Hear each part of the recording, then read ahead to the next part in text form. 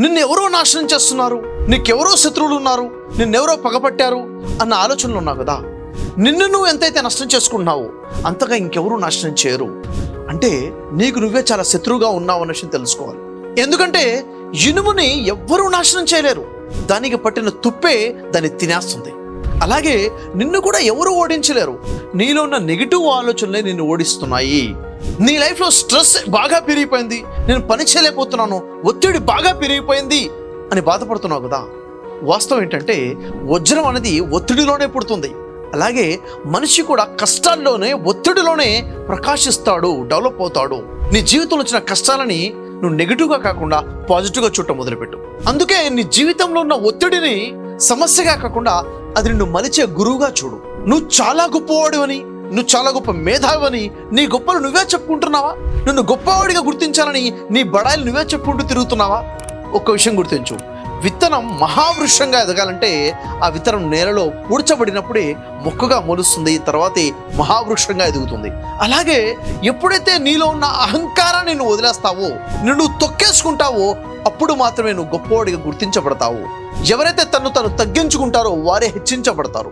నువ్వు జీవితంలో ఏదో సాధించాలని పెద్ద లక్ష్యాన్ని పెట్టుకుని ఆ లక్ష్యాన్ని సాధించక ఎందుకు సాధించలేకపోయానంటే వారి వల్ల ఇలా జరిగింది, వీరి వల్ల ఇలా జరిగింది, ఈ కారణం వల్ల ఓడిపోయానని బయట సాకులు చెబుతూ ఉన్నావా? వాస్తవం ఏంటంటే ఎంత పెద్ద అగ్ని అయినా ఆక్సిజన్ లేకపోతే ఆరిపోతుంది. అలాగే నువ్వు ఎంత పెద్ద లక్ష్యం ఉన్నా కానీ నీపై నీకు నమ్మకం లేకపోతే ఆ లక్ష్యం సమస్య పోతుంది. బయట కారణాలు కాదు, నీ లోపల ఉన్న కారణాన్ని నువ్వు తెలుసుకుని సరి చేసుకుంటే నువ్వు లక్ష్యాన్ని చేరకుండా ఎవ్వడూ ఆపలేడు. నువ్వు చేసే పనుల్లో ఏదో పనిలో ఓడిపోయావని చెప్పేసి నీ జీవితమే ఓడిపోయాను అని కుమిలిపోతున్నావా? డిప్రెషన్లోకి వెళ్ళిపోతున్నావా? బాధపడుతున్నావా? అద్దం చెడిపోతే ముఖం చెడిపోయినట్లు కాదు కదా. సో ఏదైనా ఒక విషయంలో ఓడిపోతే ఆ విషయాన్ని విషయంగానే చూడు, జీవితంతో ముడిపెట్టపాకు. నీ జీవితంలో అనుకోకుండా ఏదైనా కష్టం వస్తే ఆ కష్టము నిన్ను ఓడించడానికి వచ్చేసింది, నిన్ను కుప్పకూల్చడానికి వచ్చేసింది. ఇక నా ఫ్యూచర్ ఏమీ లేదు, నేను నాశనం అయిపోయాను అన్న నెగిటివ్ థాట్స్ ప్రక్కన పెట్టేసాయి. ఎందుకంటే కష్టాల ప్రయాస అనేది గొంగళి పురుగును చంపదు, అది దాన్ని సీతాకోచిలుగా అందంగా మారుస్తుంది. అలాగే నీ జీవితంలో ఎదురే ప్రతి పరీక్ష కూడా నిన్ను ఓడించడానికి రాలేదు, నిన్ను పరిపక్వత పరిచి నిన్ను విజేతగా మలచడానికి వచ్చింది. అందుకే నీ జీవితంలో వచ్చిన ప్రతి పరీక్షను కూడా నిన్ను మలుచుకోవడం కోసం ఉపయోగించు.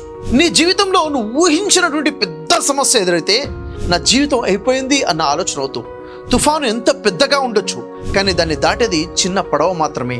పరిమాణం కాదు కావాల్సింది, దానికి దిశ, దానికి బలం కావాలి.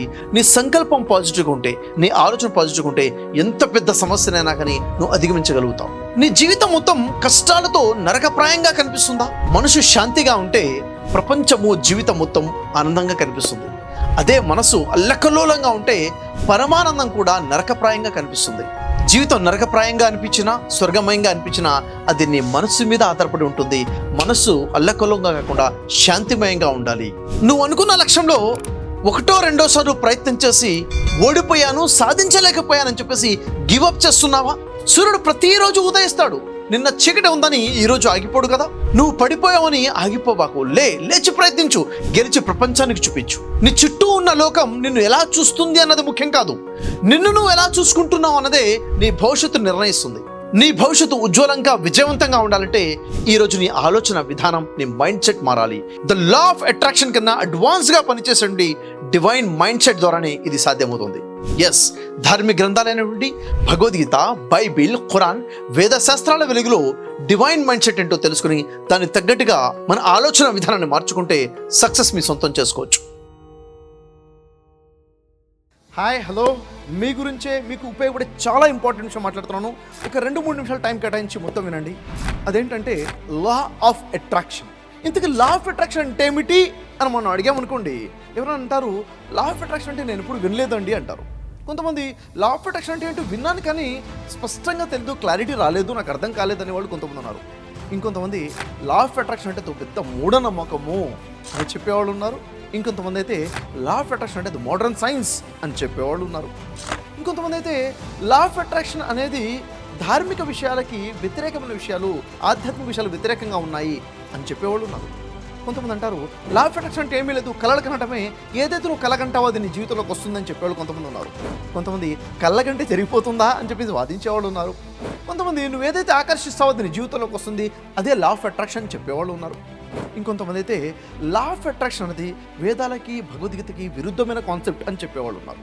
ఇంకొంతమంది ఇది బైబిల్కి సంబంధించింది కాదు, బైబిల్కి వ్యతిరేకంగా ఉన్నదే లా ఆఫ్ అట్రాక్షన్ అంటారు. ఇంకొంతమంది అయితే ఇది ఖురాన్లో లేనటువంటి మాట, లా ఆఫ్ అట్రాక్షన్ నుంచి ఖురాన్ ఎక్కడ బోధించలేదు, ఖురానికి వ్యతిరేకంగా ఉంది లా ఆఫ్ అట్రాక్షన్ అని. ఇలా చెప్పుకుంటూ పోతే చాలా చాలా రకాల ఆలోచనలు, ఒక్కొక్కరికి ఒక్కొక్క రకమైన ఆలోచన ఉంది. లా ఆఫ్ అట్రాక్షన్ అంటే కొంతమంది అంటారు డబ్బులు సంపాదించడానికి ఉపయోగపడేదే లా ఆఫ్ అట్రాక్షన్ అని కొంతమంది అంటారు. కొంతమంది లేదు లేదు జీవితంలో నీకు ఏది కావాలన్నా లా ఆఫ్ అట్రాక్షన్ ద్వారా సాధించుకోవచ్చు అని మరికొంతమంది అంటారు. ఇంకొంతమంది లా ఆఫ్ అట్రాక్షన్ అంటే బాగా డబ్బున్నోళ్ళు చేసేటువంటి ప్రాక్టీస్ చేసేదే లా ఆఫ్ అట్రాక్షన్ ఇంకొంతమంది అంటారు.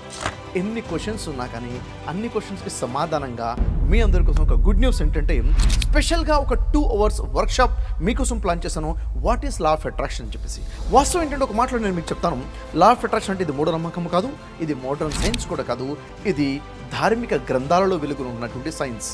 వైదిక్ సైన్స్, వేద శాస్త్రాలైనా, ఉపనిషత్తులైనా, భగవద్గీత అయినా, బైబిల్ అయినా, ఖురాన్ అయినా, ఈ గ్రంథాల వెలుగులో ఉన్నదే ఎగ్జాక్ట్లీ వాస్తవానికి లా ఆఫ్ అట్రాక్షన్. ఎవరో ఏదో పుస్తకం రాసేసారు లా ఆఫ్ అట్రాక్షన్ గురించి, అదే లా ఆఫ్ అట్రాక్షన్ అనుకుంటే పొరపాటు. వాస్తవానికి ధార్మిక గ్రంథాలు చెప్తుంది లా ఆఫ్ అట్రాక్షన్. అదేంటో మీరు తెలుసుకోవాలనుకుంటే, మీ లైఫ్లో కావాల్సింది మీరు ఎలా సాధించుకోవాలో మీకు తెలియాలనుకుంటే, మీ లైఫ్లో ఉన్న ప్రాబ్లమ్స్ని ఎలా దూరం చేసుకోవాలో మీరు తెలుసుకోవాలనుకుంటే, మీ కళను పూర్తి చేసుకోవాలంటే లా ఆఫ్ అట్రాక్షన్ ద్వారా ఇది ధార్మిక గ్రంథాల వీళ్ళలోనే మనం తెలుసుకోవాలి. దీనికోసమే 2 గంటల స్పెషల్ వర్క్షాప్ మీకోసం ప్లాన్ చేయడం జరిగింది. 7 గంటల నుంచి 9 గంటల వరకు ఉన్నటువంటి ఈ వర్క్షాప్ యాక్చువల్ ఫీజ్ 3000 రూపీస్. కానీ ఇప్పుడు మీకోసం పెద్ద గుడ్ న్యూస్ ఉంటే కేవలం 46 రూపీస్కి మాత్రమే. ఎస్, నిజమే విన్నారు, 46 రూపాయలకి మాత్రమే మీకు వర్క్షాప్ ఉంది. వెంటనే కింద లింక్ ప్రెస్ చేయండి, రిజిస్టర్ చేసుకోండి. 2 hours క్లారిటీ పొందండి. లైఫ్లో గొప్ప గొప్ప విజయాలు సాధించాలంటే లా ఆఫ్ అట్రాక్షన్ మీకు ఉపయోగపడుతుంది. అది ఆరోగ్యమైనా, డబ్బైనా, పేరు ప్రఖ్యాతులైనా, ఇంకేదైనా కానివ్వండి. All the best. ఎదురు చూస్తుంటాను. రిజిస్టర్ చేసుకోండి, కలుద్దాం.